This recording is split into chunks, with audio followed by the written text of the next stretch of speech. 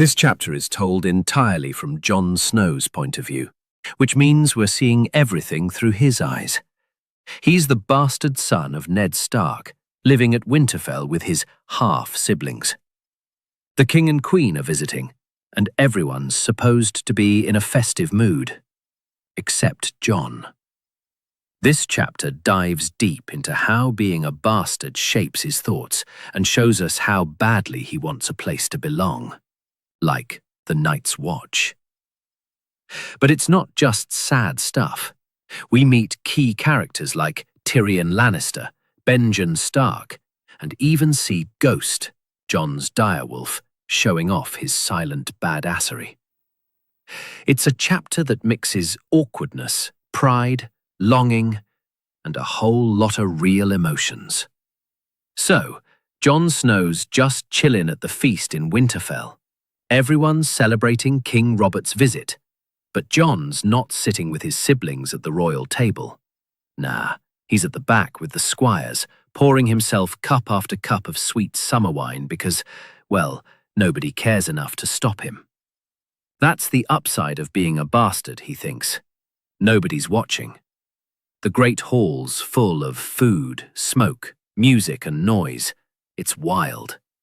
Banners of the big houses hang from the walls. There's a singer in the background. But Jon's focused on something else. He's scanning the room, sizing up the guests, watching how his family and the royals act. He's good at noticing things most people ignore, a skill all bastards gotta learn. He watches the procession enter earlier. First, his father, Ned Stark, with Queen Cersei on his arm. She looks perfect. Like a jewel, but Jon sees through the smile. Next comes King Robert, the man his father always praised as a war legend, but to Jon, he just looks like a sweaty, overweight drunk. A big letdown. Then the royal kids come in.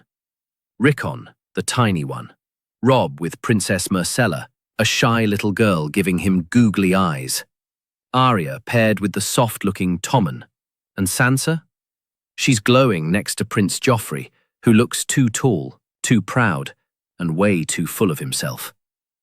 Jon hates his pouty lips and the smug way he stares at Winterfell. But Jon's real interest is in the Lannister brothers. Jaime is basically a walking poster, tall, golden, arrogant, dressed like he owns the world. The kind of guy who makes you think, damn, that's what a king should look like. Then comes Tyrion, the imp, short, twisted, with mismatched eyes and a weird charm.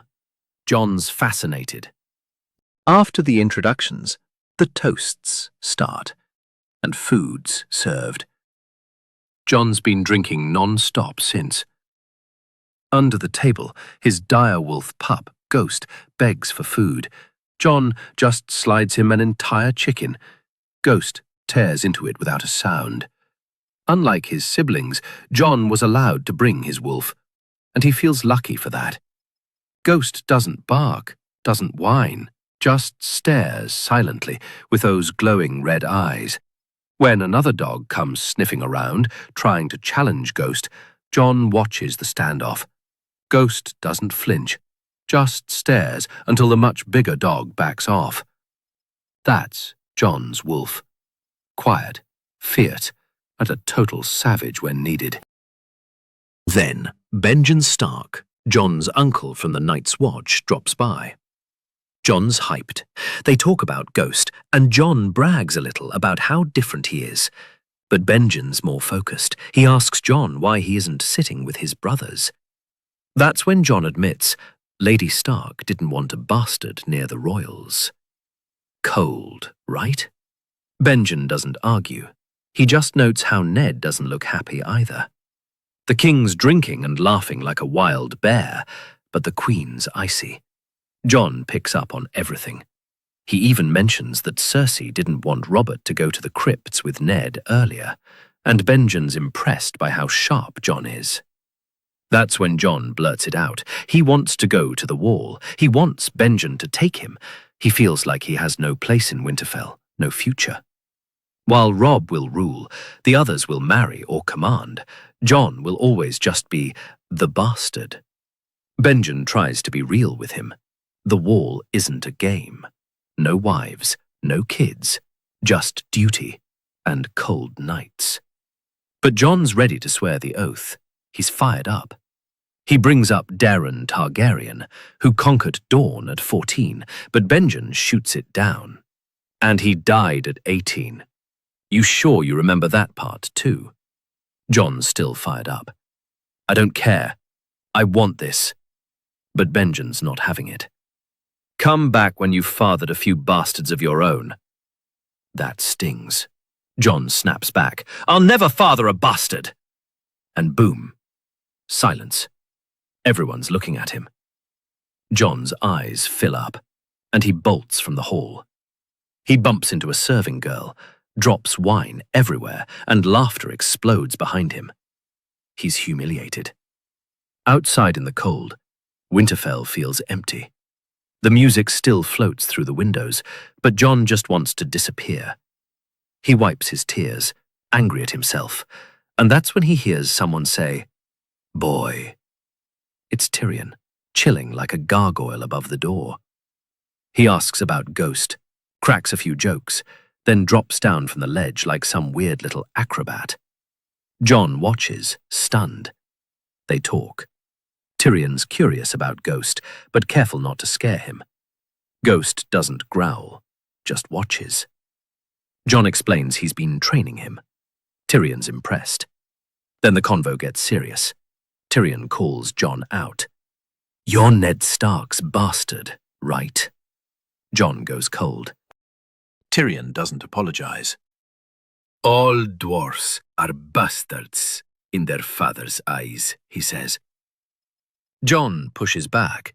You're a true-born son. Tyrion smirks. Am I? My mother died giving birth to me. My father never really forgave that. Then Tyrion drops this heavy line, one that sticks. Never forget what you are, for surely the world will not. Make it your strength. Armor yourself in it, and it will never be used to hurt you. John doesn't want advice. But Tyrion's words hit different. And before he walks away, Tyrion gives him one last line.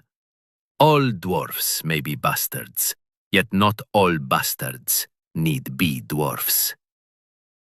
Then he strolls back into the hall, his shadow stretching across the yard. And for a second, Tyrion Lannister looked as tall as any king. So that was Chapter 5 of A Game of Thrones. If you enjoyed the story, don't forget to like the video, subscribe to the channel, and press the bell icon so you never miss the next chapter. And if you haven't watched the earlier chapters, click here to check them out.